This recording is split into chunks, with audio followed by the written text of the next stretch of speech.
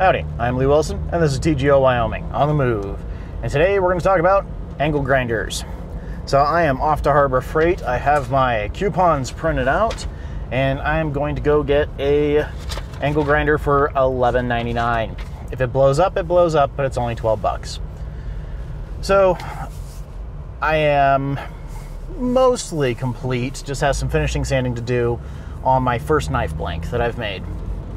So I need an angle grinder for my second design. Now, I did a test design. It's turning out very decently for being a first knife.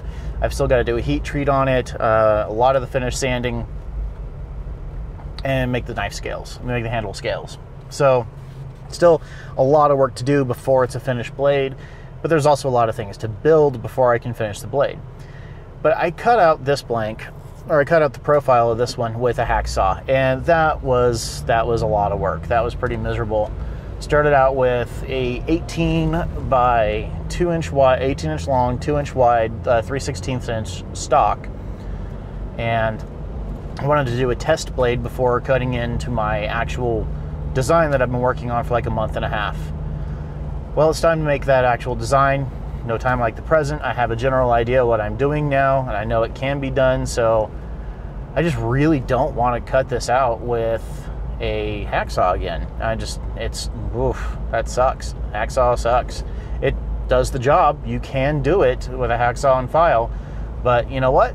For 12 bucks, I'm going to go buy an angle grinder and some cutoff wheels and some grinding wheels, and I think that'll make a lot easier job of what I'm attempting to do.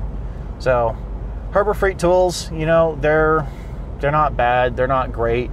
I don't expect a $12 angle grinder to last me forever, but it'll last me through this knife, right? And until I can collect a little more money and start getting some higher quality tools, I will be just fine with my Harbor Freight tools. They will do the job, and while they may not last forever, they'll last long enough. Ugh, got something in my eye. Great.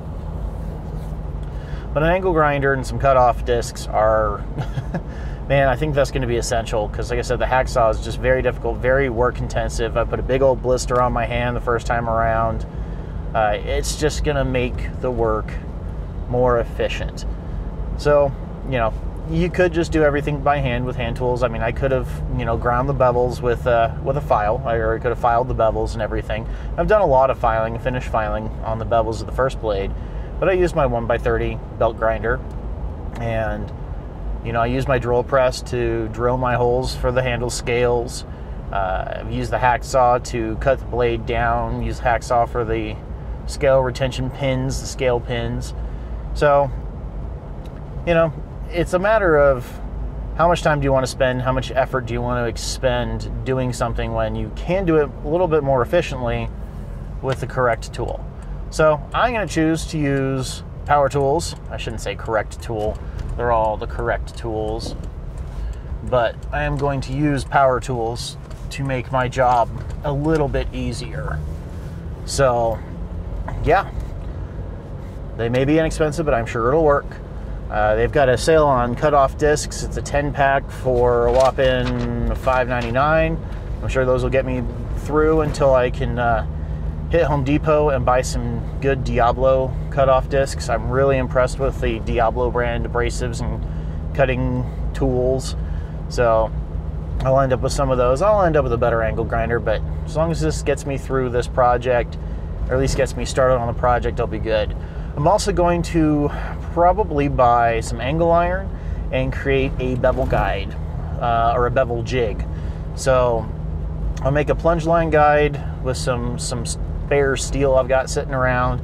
I can get some angle iron and some bolts, and I've worked up a couple of different ideas for some modifications on some bevel guides that I've seen on YouTube. So I'm gonna attempt to make one of those before I grind the bevels on the next knife.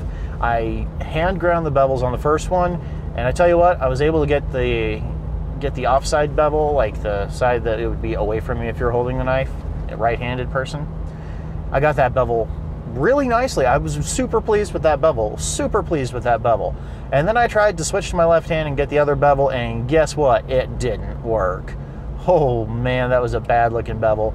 I ended up finishing that one out by hand with an 8-inch bastard file, single cut bastard file, and that worked pretty well, you know. So now I've got fairly matching plunge line. I've got a reasonably matching bevel. It's not perfect, but you know, for the first knife that I've ever made, I'm stoked with it. I'm pretty freaking stoked.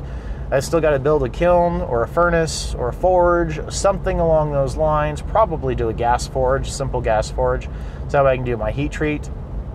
And yeah, in the near future, I'm gonna have some knives. But I figured I might as well start cutting out my other design, because I'm gonna have to heat treat that anyway, and can't do anything until I get the forge built. So yeah, good times, good times.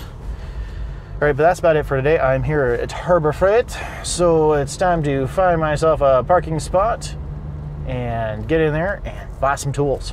Yeah. So, yeah, hopefully you guys have found this video entertaining and or educational. If you have, let me know in the comment box below. If you want to support this channel, maybe consider subscribing if you're not already subscribed. And of course, you can follow me on social media, Facebook, TGO Wyoming, and of course, Twitter. I don't tweet much, just basically videos when they pop up.